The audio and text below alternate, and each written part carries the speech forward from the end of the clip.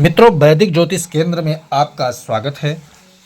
हमने इससे पिछले वीडियो में चर्चा किया था कि पाप कर्तरी योग का क्या अर्थ होता है, क्या विश्लेषण, यानी संपूर्ण विश्लेषण फलादेश हमने पाप कर्तरी के बारे में आपको बताया था। जिन व्यूअर्स ने देखा होगा उनको पता होगा, पाप कर्तरी के संपूर्ण विधि को हमने समझाया था।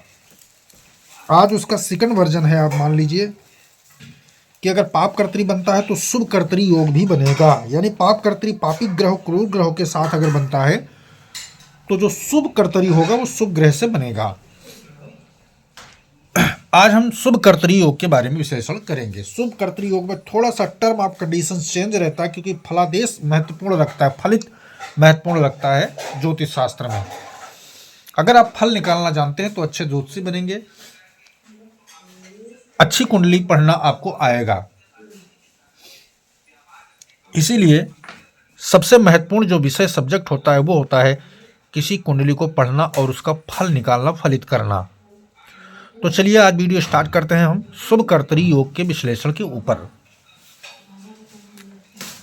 यहां आप देख सकते हैं विषय हमारा जो है शुभ कर्तरी योग विश्लेषण। ठीक है, तो शुभ कर्तरी योग करता क्या है, सबसे पहले ये आप समझ लीजिए। शुभ कर्तरी योग कुंडली में होने पर, अगर आप किसी भी कुंडली में लगभग यानी हर तीसरी कुंडली में शुभ कर्तरी तो बन ही जाता है, या पाप कर्तरी कोई ना कोई स्थापित रहता है। तो क्या होता है उसका महत्वपूर्ण जो विश्लेषण फलित होता है वो क्या होता है, प्रभाव क्या होता है। शुभ कर्तरी योग कुंडली में होने पर कोई राजयोग हो ना हो, कितनी महत्वपूर्ण बात बता रहे हैं यहाँ, कि अन्य कोई राजयोग कुंडली में विद्यमान हो चाहे न हो, उच्च ग्रह हो चाहे न हो, कारक हो चाहे न हो, मूल त्रिकोण राशि स्वराशि का मतलब कोई ऐसा योग आपको जो डायरेक्टली लाभ देने वाले योग कहा गया है, बड़े राजयोग के बारे में जो बताया गया है वो हो, उपस्थित हो या न हो, तो घबराने की कोई आवश्यकता नहीं है। यह शुभ कर्तरी कह रहा है कि घबराने की कोई आवश्यकता नहीं है। मैं तुम्हें वो सब चीज़ें निकाल के दूंगा जो आपको उच्च ग्रह देता है, कारक देता है, पूर्ण कारक देता है, शुभ योग कारक देता है, ठीक है ना, राजयोग देता है, शुभ योग देता है, मूल त्रिकोण स्वराशि के ग्रह देते हैं, वो मैं तुम्हें सारा फल निकाल के दूंगा केवल शुभ कर्तरी योग बनने पर। क्या बनना कठिन है? नहीं, कठिन कुछ नहीं है। शुभ कर्तरी और पाप कर्तरी हर कुंडली में लगभग एक न एक, चाहे शुभ कर्तरी मौजूद हो चाहे पाप कर्तरी, वो मौजूद होता है। प्राकृतिक रूप से इनको जो है साधारण बलाबल के रूप में रखा गया है, लेकिन विश्लेषण फलित करने में हमें ग्रहों का और चीज़ों का इसमें मिश्रण करना होता है। वो बल निकाल के हम ये निर्णय कर लेते हैं कि हमारा जो शुभ कर्तरी या पाप कर्तरी जो भी बन रहा है वो कितना बलवान हो चुका है। ठीक है, तो उसी के बारे में डिटेल से चर्चा आज होनी है। तो इसमें क्या कहा कि राजयोग कोई हो कुंडली के अंदर चाहे न हो, फर्क नहीं पड़ता, एक साधारण ग्रह भी राजयोग का फल देता है, बस सही तरीके से ये योग बन जाए। मैंने क्या कहा था, कंडीशंस जो अप्लाई होता है, सूत्र जो होता है वो अप्लाई सही तरीके से हो जाए। ठीक है, चलिए कुंडली पे आते हैं और शुभ कर्तरी कैसे बनता है उस पर हम डिटेल से चर्चा करते हैं। तो ये आप लगन देख सकते हैं, मेष लगन की कुंडली में आज हम शुभ कर्तरी योग बना के आपको दिखाएंगे, और ये लगभग हर लगन कुंडली पे अप्लाई आप करके देख सकते हैं। ठीक है, तो सबसे पहले इसमें क्या शुभ कर्तरी बना वो आप देख सकते हैं। लग्न में सूर्य बैठा हुआ है, लग्न में सूर्य बैठा हुआ है और दूसरे भाव में शुक्र बैठा हुआ है स्वराशि का। ठीक है, शुक्र स्वराशि का, और उससे अगले भाव में केतु। तो एक तो केतु और एक सूर्य क्रूर पाप ग्रह में आ गए। यह हमने आपको पिछले वीडियो में बताया था, इसको जानना महत्वपूर्ण है। सूर्य, मंगल, शनि, राहु और केतु, ये जो क्या है क्रूर और पाप ग्रह में माने जाते हैं, क्रूर और पापी ग्रह माने जाते हैं। ठीक है, ज्योतिष शास्त्र के अनुसार शुभ ग्रह कौन होता है? चंद्रमा, बुध, शुक्र और गुरु, ये चार ग्रह जो होते हैं ये आपके जो है शुभ ग्रह में आते हैं। समझ गए ना? तो इनको आप मन में दिमाग में स्थापित करना होगा, तभी आप यहां फलादेश सही तरीके से कर पाएंगे। तो सूर्य क्रूर और पाप ग्रह हो गया, ठीक है, और एक केतु होगा। इन दोनों के बीच में कौन? एक शुभ ग्रह बैठा हुआ है। एक शुभ ग्रह, तो ये क्या हो गया, पाप कर्तरी हो गया, ये पाप कर्तरी, जैसे मैंने पिछले वीडियो में बताया था। लेकिन अब इसमें शुभ कर्तरी की मैं चर्चा कर रहा हूं, तो शुभ कर्तरी कैसे बना ये देखना महत्वपूर्ण है। तो शुभ कर्तरी ये बनेगा कि दो शुभ ग्रह के बीच में पाप ग्रह आ जाए। जैसे यहां शुक्र देखिए आप, शुक्र यहां दूसरे घर में स्थापित हो गया और गुरु 12वें घर में है, दोनों शुभ ग्रह मिल गए यहां पर। ठीक है, प्लस प्लस वाले ग्रह मान लीजिए, इनको समझाने का तरीका मैं आपको बता रहा हूं कि दोनों प्लस में जा रहे हैं ग्रह। ठीक है, और इसमें माइनस वाला यानी पापी ग्रह एक सूर्य बीच में फंस के रह गया, तो क्या करेगा, मैंने क्या कहा था, संगति को अपनाएगा, संगति के अकॉर्डिंग जाएगा। कैसे जाएगा, तो यहां शुभ कर्तरी बन के तैयार हो गया। अब हमें बलाबल निकालना है कि ये शुभ कर्तरी कितना बली है, वो निकालना है। अगर सूर्य इधर जा रहा है तो गुरु बलवान, अगर सूर्य इधर जा रहा है तो शुक्र बलवान। एक तो तरीका ये है। दूसरा, इनमें जो स्वराशि के होंगे, जो ज़्यादा ग्रह स्वराशि को होंगे, शुक्र स्वराशि का हो गया, गुरु स्वराशि का हो गया, सूर्य स्वराशि का हो गया। ठीक है, तो एक तो ये हो गया। योग कारक भी, क्या कोई इनमें बैठा वाला ग्रह योग कारक भी है, तो एक एक स्टेप बाय स्टेप समझाता हूँ आपको, तभी समझ में आएगा। तो यहाँ पर क्या है, जो ये शुभ कर्तरी है, यहाँ सूर्य स्वराशि का है, यहाँ गुरु स्वराशि का है, यहाँ शुक्र स्वराशि का। एक तो ऐसे स्वराशि के अगर ग्रह मिलते हैं तो क्या होगा, तीन के तीनों बलवान। तीनों में से कोई एक स्वराशि का होगा तो सारे ग्रह उसी के तरफ डिपेंड होंगे। ठीक है, तीन में से दो अगर स्वराशि के मिल रहे हैं तो क्या होगा, जो तीसरा ग्रह होगा, चाहे ये हो चाहे ये हो चाहे ये, वो उसके तरफ अकॉर्डिंग में जाएगा जो अंश बली हो। ठीक है ना, मूल त्रिकोण में अगर जो ग्रह बैठा हुआ है, अपनी जैसे स्वराशि का भी हो लेकिन मूल त्रिकोण राशि अपनी पा गया हो, और ये केवल स्वराशि होकर बैठे हो या नॉर्मल मित्र राशि आदमी बैठे हो, तो वो क्या करेगा, मूल त्रिकोण की तरफ सारे ग्रह झुकाव करेंगे। ठीक है, मान लिया कि जो सूर्य का अंश है वो 10 अंश पे बैठा हुआ है सूर्य, और संपूर्ण भाव का 30, एक राशि जो है 30 अंश का होता है। ठीक है, ये भाव एक 30 अंश का हो गया, और 10 अंश पे सूर्य हो गया, तो ये किसके तरफ जाएगा, ये गुरु की तरफ जाएगा। 10 अंश वाला सूर्य गुरु की तरफ जाएगा। ठीक है, अब यहां जो गुरु बैठा हुआ है ये अगर 20 अंश पे आ गया, 20 अंश पे है या 20 अंश से ऊपर बैठा है, तो ये क्या है, युति योग बन जाएगा एक तरीके से, शुभ कर्तरी के साथ युति योग बन जाएगा। तो कहते हैं राजयोग प्रदान, राजयोग का जो बल होता है वो पूरी तरह आपको फल मिलना चालू हो जाएगा। ठीक है, तो ये आपने क्या है, स्वराशि का आपने समझ लिया, मूल त्रिकोण राशि का मतलब समझ लिया, अंश बली का मतलब समझ लिया। उच्च का क्या अर्थ होता है कि इन तीनों में से जो ग्रह उच्च का होगा, जैसे सूर्य इसमें मेष राशि में उच्च का होता है।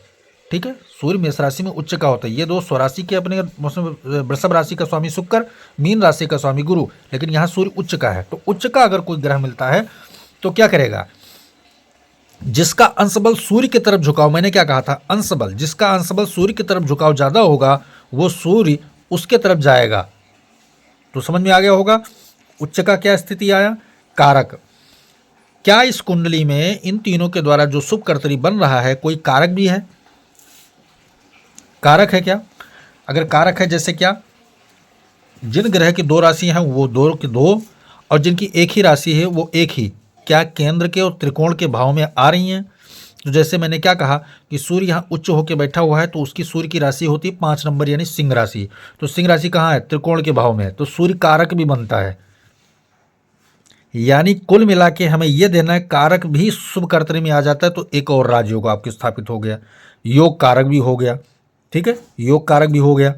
शुभ योग, क्या शुभ योग कोई बन रहा है, यानी कि शुभ कर्तरी बन रहा है, तो शुभ योग क्या बन रहा है, युति योग हो जाने से शुभ योग बन जाता है। जैसे गुरु और शुक्र यहाँ शुभ कर्तरी बना रहे हैं, लेकिन गुरु के साथ युति मंगल की आ गई, तो मंगल गुरु शुभ युति में रहते हैं हमेशा। यहाँ बुध आ गया, शुभ युति में रहेंगे। यहाँ जो है बुध आ गया तो शुभ युति, यहाँ जो है चंद्र आ गया तो शुभ युति। तो ये एक स्पेशल स्टेटस मिल जाता है ग्रहों को राजयोग प्रदान करने का। इसीलिए शुभ कर्तरी कह रहा है कि तुम्हारे कुंडली में अलग से कोई कारक राजयोग, शुभ योग, मूल त्रिकोण राशि, शुभ योग त्रिकोण राशि बन रहा है, नहीं बन रहा है, नहीं बन रहा है, कोई दिक्कत नहीं, हम तुम्हें वो सारा सुविधा प्रदान कर रहे हैं जो अलग स्पेशल डायरेक्टली स्टेटस बन के ग्रह देते हैं। तो बात आपके समझ में आ गई होगी। चलिए एक शुभ कर्तरी के बारे में और समझा देता हूं। जैसे यहां पे आप देखेंगे कि अभी मैंने क्या समझाया, उच्च स्वराशि स्वराशि का समझा दिया।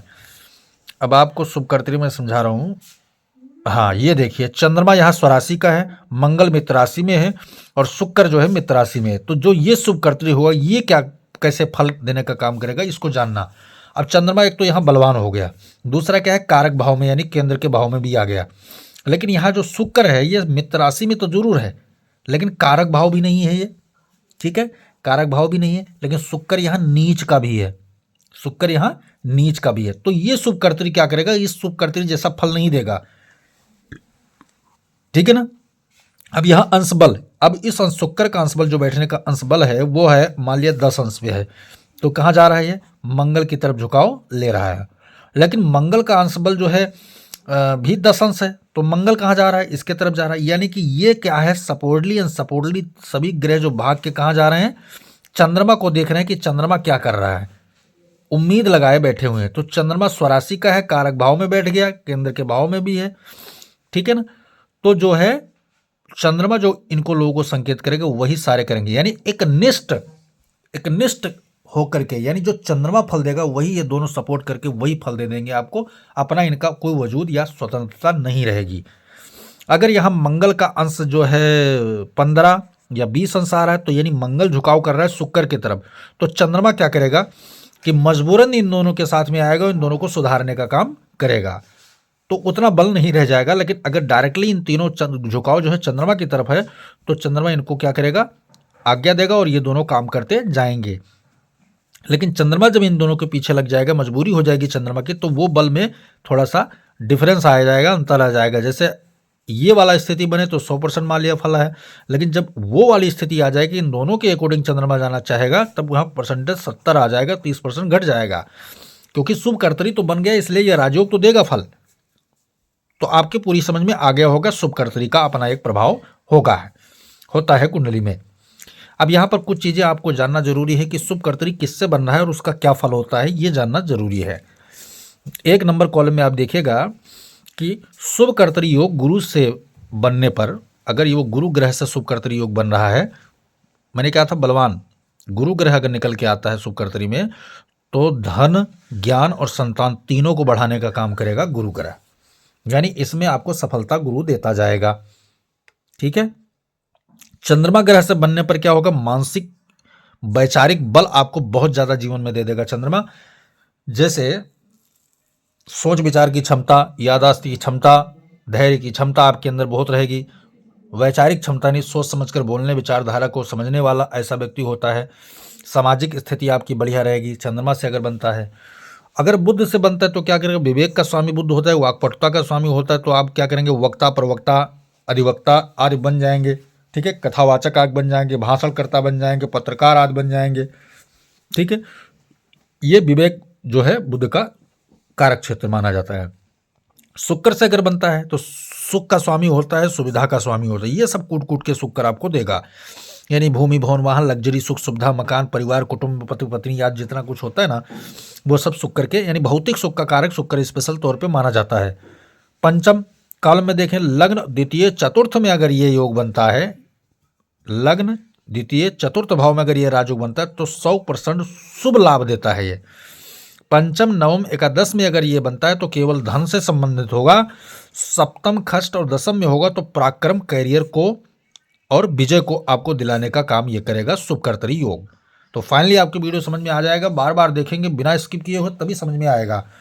जो रहस्य होते हैं, जो गुणसूत्र होते हैं ज्योतिष के, उनको समझने के लिए वीडियो को बिना स्किप करके बाकायदा समझेंगे तभी समझ में आएगा। वीडियो पसंद आए तो लाइक कीजिए, शेयर कीजिए, सब्सक्राइब कीजिए, बेल आइकन का बटन जरूर दबाएं ताकि हमारा नया लेटेस्ट वीडियो अगली कड़ी का हर नया टॉपिक की तरह सूत्र के रोचक सूत्रों के साथ आपको ज्योतिष की वीडियो मिलती रहे। जय सिया राम।